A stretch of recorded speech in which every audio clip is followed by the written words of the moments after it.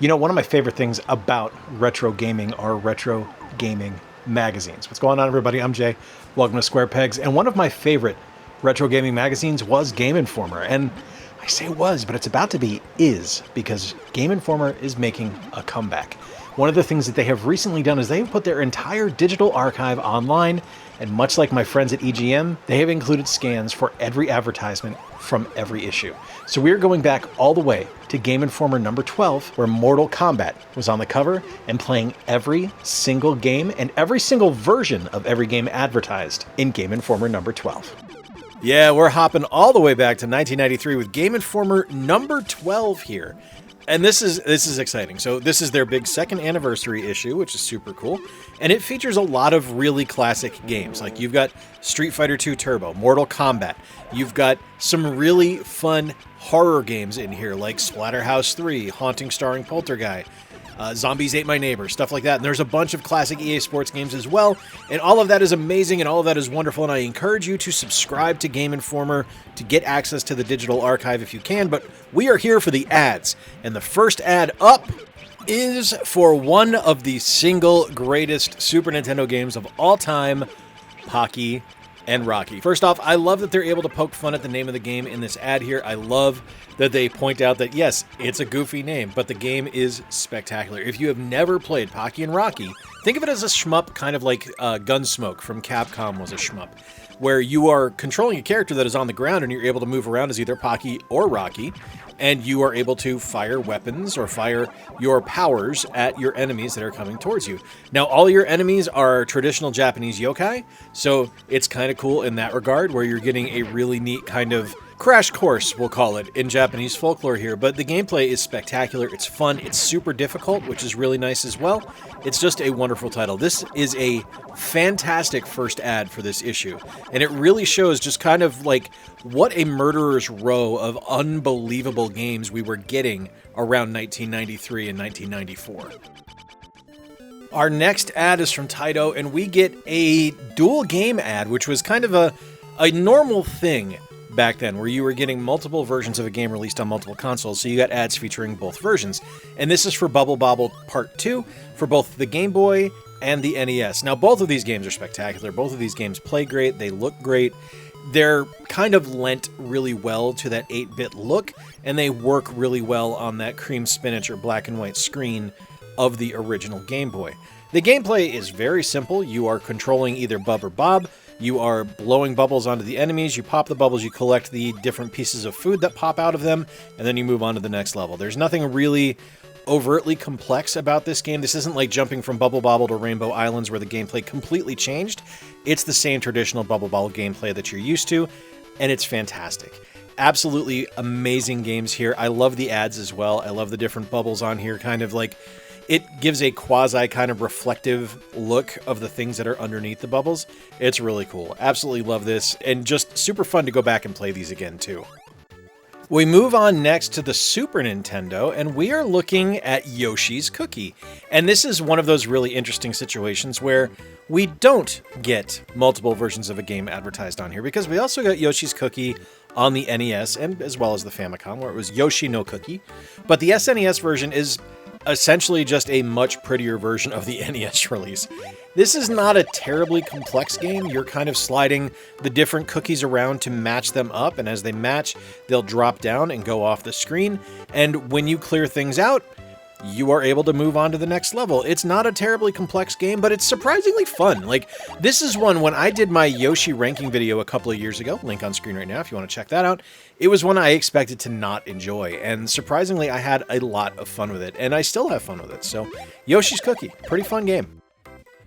Moving on now to a game from Data East, and this is Congo's Caper. This is one that's really interesting. Now, I had never played this before a few years ago when it released on the Super Nintendo Online service on the Nintendo Switch, and it's really interesting because it's actually kind of an offshoot of the Joe and Max series, which I never expected to see that. He's considered Joe and Max's country cousin, and it's a really interesting game. So you play as Congo, and what happens is you are able to go through and you power yourself up, but if you get hit, you turn into a monkey. And it's just a really interesting game. It's not I mean, it's not bad. I don't want to say it's a bad game by any stretch of the imagination. The controls are a little stiff, and the jumping's a little funky. There's some weird mechanics involved where the jumping doesn't quite feel right, at least to me. Your mileage might vary on that, but it's still a neat game, and it's neat to see kind of this offshoot of Joe and Mac here on the Super Nintendo, and it's fun, man. It's, like I said, it's a little weird. It's a little bit stiff at times to me, but I do think it's fun, and it's a creative game. Finally, we come to a game for the Sega Genesis, and this is Dashin Desperadoes, which I had never played before. This is another Data East game, and this one is... I don't like it. I don't like this one at all. It's a racing game, but it's you against another cowboy, and you're on your feet, and you are just running through a level to get to the pretty lady at the end, which is fine. Like, that could be fun, but... to me, this plays a little bit like the Popeye GBA game, which also wasn't terribly fun because it's just kind of a sprint, but you're just there to screw with your opponent. And against a CPU, it's not great. It's not super fun. I mean, I guess I can see the appeal to it like in a multiplayer game, but for me, just like right off the bat playing it, I don't think I'll ever really need to play this one again.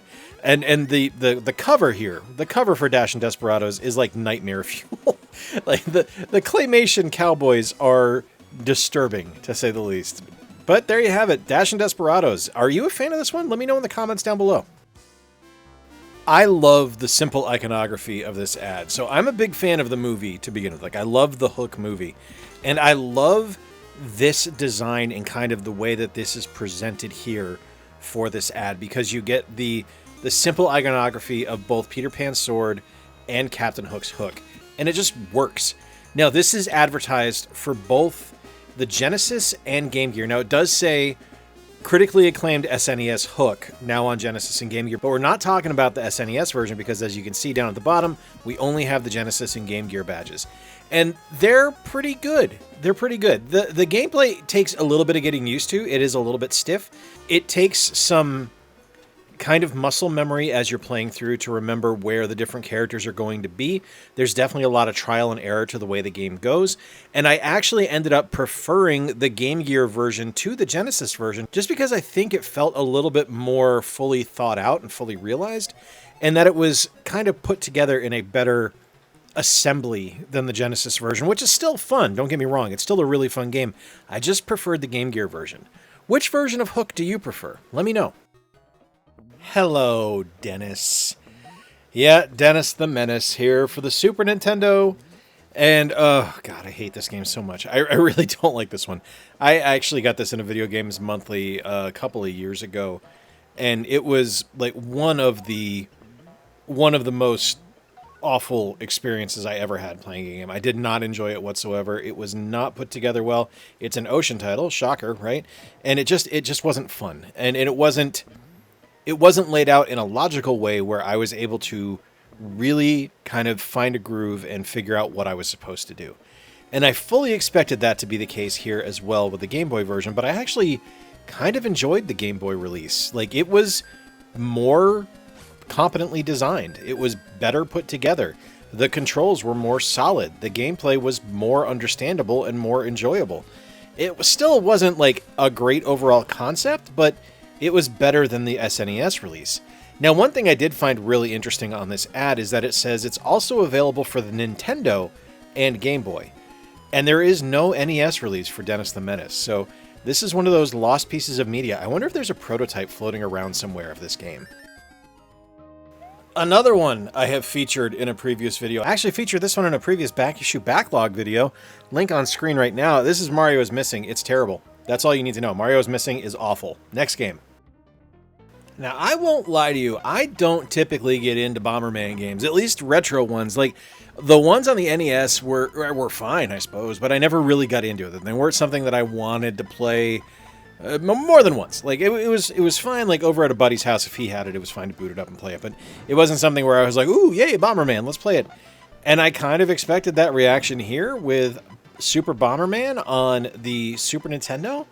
And I didn't get that. In fact, I actually had a lot of fun with this. This is a really good Bomberman game.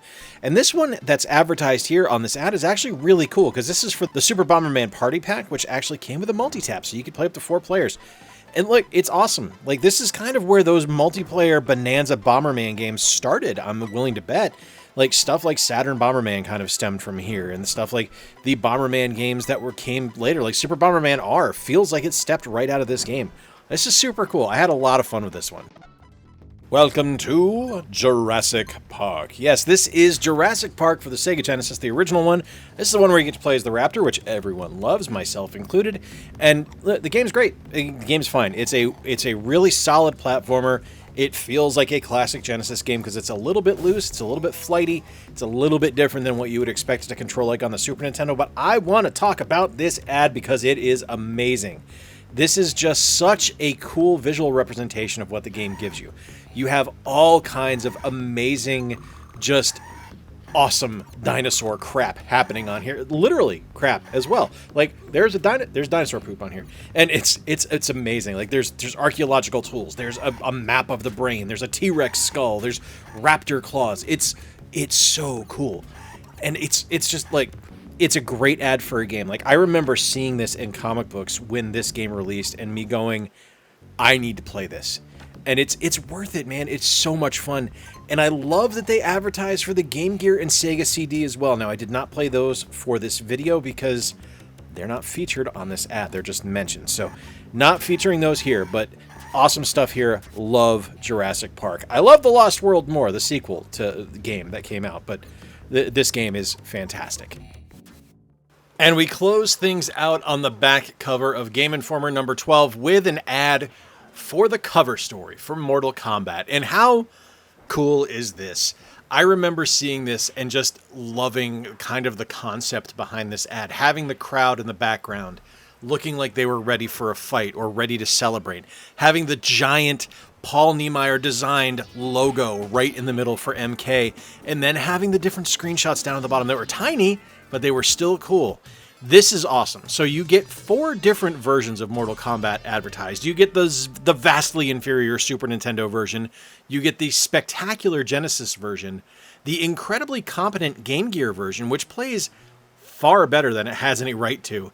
And the Game Boy version, which exists, and we're all very proud of it for existing. I can't tell you how cool it is to take a look back and see gaming history just come to life right here, because Game Informer and Mortal Kombat are so incredibly important in the overall gaming landscape. Like I mentioned earlier, I'm stoked that Game Informer is coming back. I am so happy that this digital archive exists. Being able to go back and look at the games that were advertised and to get excited about these games again now, like 30 plus years after they were originally advertised, really takes me back and is such an incredible sense of nostalgia and an incredible dose of what makes me happy to be a gamer. Stuff like this matters. Advertising matters. It's a great way to look back at the games we loved.